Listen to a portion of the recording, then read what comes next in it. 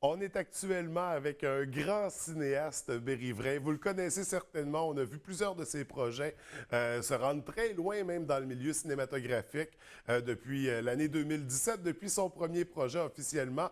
Il s'agit bien sûr de Philippe David Gagné, qui sera en conférence à compter de demain pour les conférences de Port-Saguenay du côté du Musée du Fjord.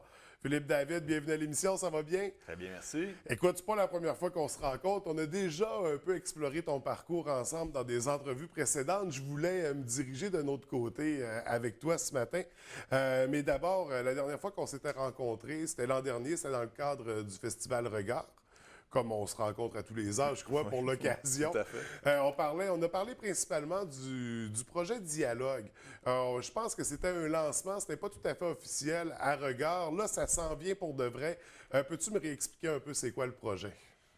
Oui, Dialogue, ça faisait partie du projet 5 cours, qui est une Ouais. initiative de l'ONF pour revisiter le genre documentaire court, donc des films de 5 minutes et moins. On n'en voit pas beaucoup, souvent c'est des portraits. On fait des portraits de gens, mais sauf que nous, on avait la mission d'aller ailleurs que ça. Fait que moi, j'ai eu la mission d'en réaliser un, puis ça s'appelle Dialogue. C'est un film que j'ai fait avec la base militaire ici à Bagotville, Dead Code, un groupe Ouais. de métal de la baie, des tripes de char, puis j'ai fait un court documentaire qui parle de dialogue masculin, finalement, dont on avait parlé, puis qui a eu le lancement des 5 cours au Festival Regard et qui aura son lancement officiel aux Rencontres internationales du documentaire de Montréal cet automne, au mois OK. de novembre. Ça fait que là, avec Dialogue, ça commence, ça, le parcours, officiellement. Oui, officiellement, puis c'est un peu étrange, tu sais, c'est des objets étranges, des cours documentaires comme ça, un peu expérimental, donc on se demande quel genre de vie ça va C'est ça, avoir. on n'est pas c'est pas un documentaire qu'on est habitué de voir à la télévision. Là. Non. On tombe dans un autre style, c'est une exploration. Oui, exactement. C'est plus une exploration de la forme Ouais. documentaire. C'est comme qu'est-ce que je fais qui n'est pas un portrait. Donc, ça donne quelque chose d'un peu décalé. Tu sais, je me posais beaucoup la question que ce film-là, quel genre de vie ça peut avoir. Tu sais. C'est bien québécois. Est-ce que c'est bien juste du dialogue de gars de région? Tu sais, c'est Puis très des dialogues niché. spécifiques aussi. Là, Tout à fait. là. Oui, vraiment, c'est niché dans tu sais, des affaires techniques, tu sais, de militaires, de musique ou de chars. Tu sais. Fait que Ouais. c'est un peu opaque comme truc. Fait que je me demandais quel genre de public ça allait trouver. Fait que ça reste à voir. Écoute, là, j'ai juste les rencontres, juste les RIDM à Montréal, je suis très content. Ouais. J'ai d'autres festivals qui viennent ensuite, on verra, mais juste pour ça, Non, je me mais contente. il y a un film qui peut se rendre loin, là, qui peut en faire quand même pas mal. Ça va être à surveiller, puis c'est à découvrir pour ceux qui ne l'ont pas encore fait. Entre-temps, là, depuis Regard, qu'est-ce qui s'est passé? Là? Est-ce que tu as d'autres projets comme ça qui ont pris place? Oui, à Regard, on avait lancé aussi une série web documentaire avec Jean-Marc Roy, Ouais, mon ouais. collègue. Donc, on a eu le financement pour une autre série documentaire qu'on tournera probablement plus 2017 l'année prochaine pour la lancer dans un an environ, qui est une série qui s'appelle Retraite, qui parle de l'âge de la retraite, en fait.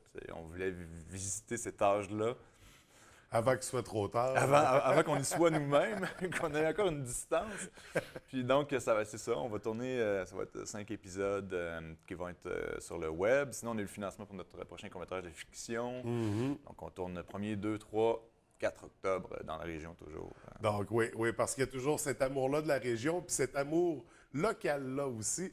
D'ailleurs, c'est ce qu'on va discuter parce que tu as accepté de participer aux conférences de Port-Saguenay. Donc, à compter en fait, demain, tu vas donner une conférence au Musée du Fjord à compter de 19 h. Pourquoi tu as accepté de participer à ce projet-là?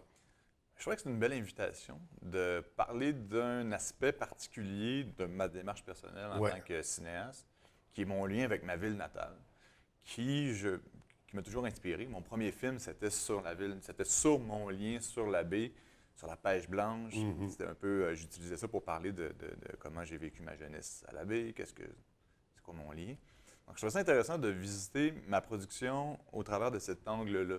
Donc, qu'est-ce qui m'inspire dans la baie? Pourquoi la baie? Qu'est-ce qui est intéressant Ouais. dans cette ville-là? Parce que c'est une petite ville de 20 000 habitants. Il y en a plein des villes comme ça. Pourquoi pour moi c'est intéressant? Fait que, c'est le fun parce que dans plusieurs de mes productions, ça revient sous des jours différents. Donc, je trouve ça le fun de s'auto-psychanalyser Ouais. presque.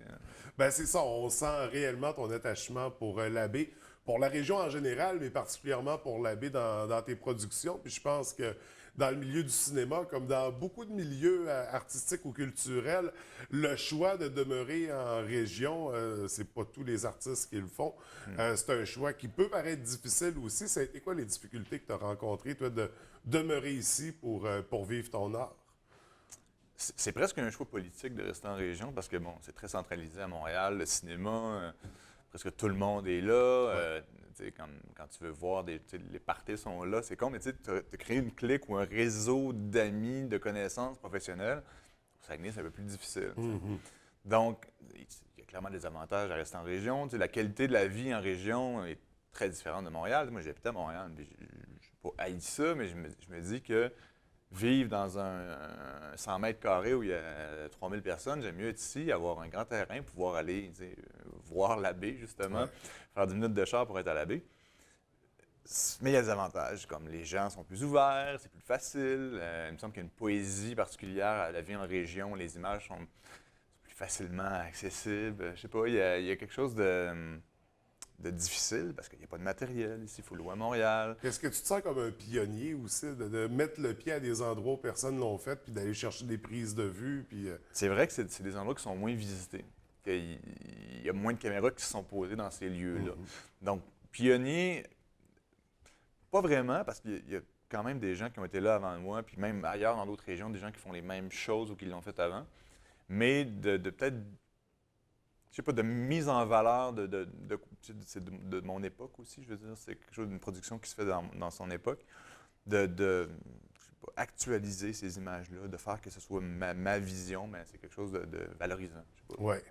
Puis de montrer aussi cette baie-là, ce coin-là à la population mondiale, parce que tu as des projets qui sont rendus vraiment très loin et qui ont été visionnés par des gens de partout dans le monde. Donc, pour nous, Berry-Vrain, c'est le fun, ça nous met sur la map, comme on dit vulgairement.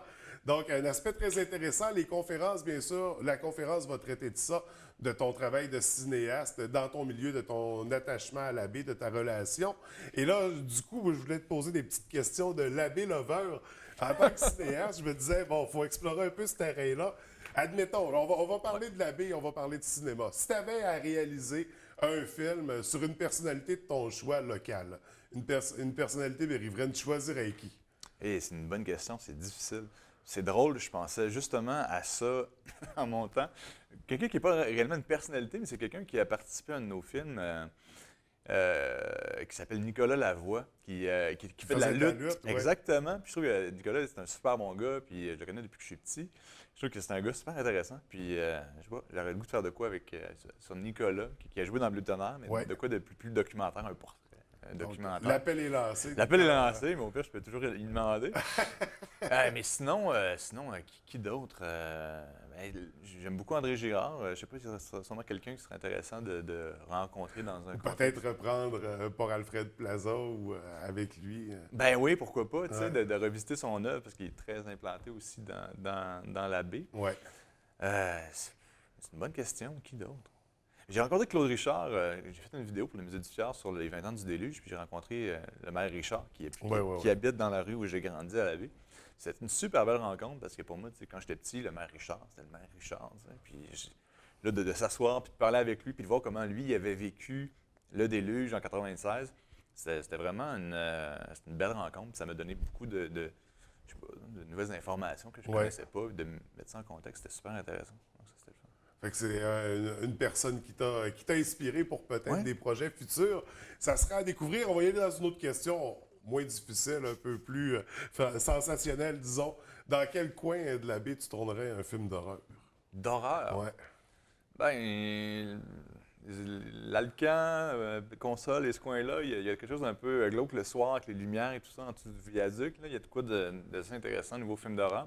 Sinon, le Sentier Euché, les Corsaires, Oui, c'est quand même pas c'est vrai qu'il y aurait des bonnes séquences. Sinon, je pense que ces deux lieux-là sont assez évocateurs. Écoute, j'aurais d'autres questions, mais on me fait signe que le temps est limité. On explorera tout ça une prochaine fois.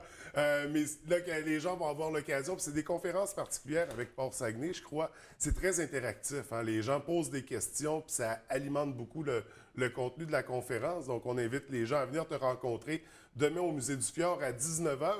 Et rapidement, là, pour les projets à venir, je sais que tu as un projet de long métrage qui s'en vient à Grand Pont. On parle d'un tournage pour 2017. C'est quoi exactement? Bout de feu, je crois, le titre?